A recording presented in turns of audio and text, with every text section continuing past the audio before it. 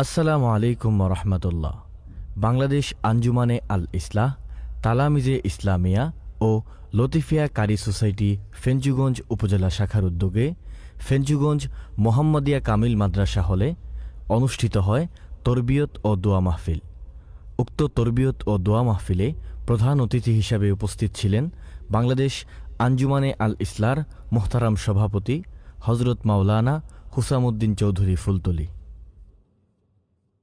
তোমার হুঙ্কারে বাতিলের হয়ে যে কাঁপন, এই দুঃসময়ে তোমার খুব প্রয়োজন।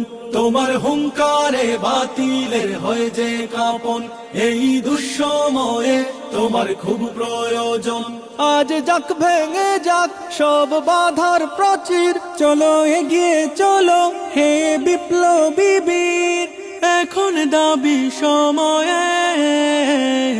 আল্লামা হুসামউদ্দিন ছোট সাহেব আমাদের, আল্লামা হুসামউদ্দিন ছোট সাহেব আমাদের।